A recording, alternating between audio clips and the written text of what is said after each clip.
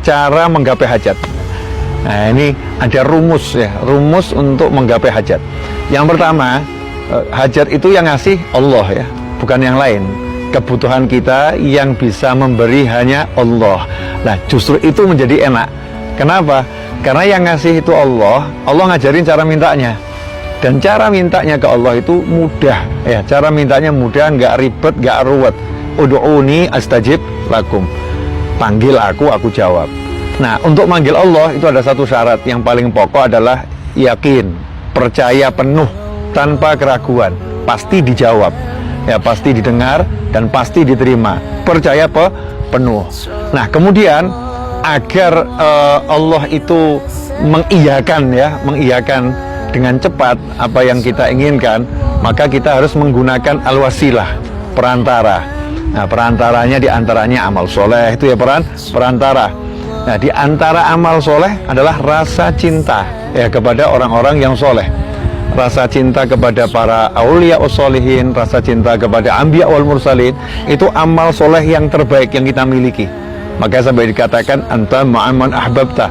Sahabat yang amalnya luar biasa itu nggak pede akan bersama dengan Nabi Muhammad SAW di satu tempat yang sama di surga, karena sahabat radhiyallahu anhum ajmain mengukur amal beliau nggak mungkin sama dengan amalnya Nabi Muhammad SAW.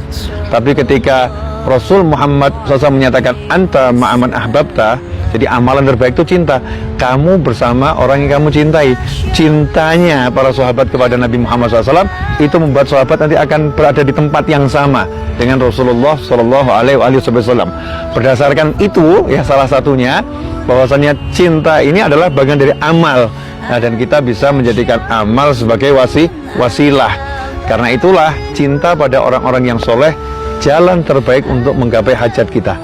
Jadi kita bilang sama Allah, ya Allah, dengan berkat, kalau kita misalnya cinta pada seorang ulama besar, cinta kepada seorang sahabat besar. Seperti sekarang saya berada di masjid ini, Masjid Hujaim Hajim, dulu imamnya Sayyidina Salim Maula Abi Hudzaifah. Maka dengan rasa cinta saya kepada beliau, saya ngomong, ya Allah, dengan berkat Sayyidina Salim, wujudkan hajat saya, kabulkan hajat saya. Dan alhamdulillah gobul, ya alhamdulillah gobul, yakin gobul.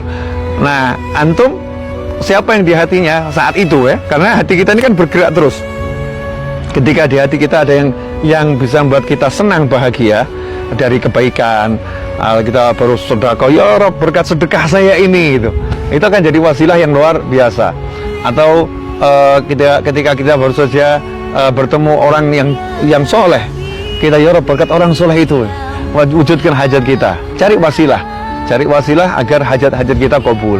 Nah, di antara wasilah macam-macam ya. Ada yang sholat hajat, itu pasti sholat hajat 2 rakaat ya, qiraatul Quran itu juga wasilah, sholawat itu juga wasilah kepada Nabi Muhammad Sallallahu Alaihi Wasallam. Intinya kalau hajat mau kabul, tinggal ngomong sama Allah, yakin, terus cari wasilahnya.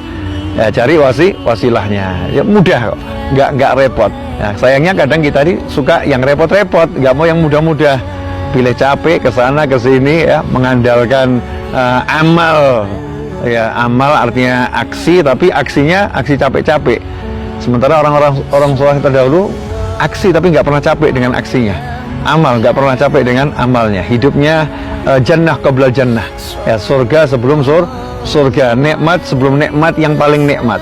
Karena semua kenikmatan yang ada di surga itu sama Allah diteteskan ke dunia untuk orang-orang soleh.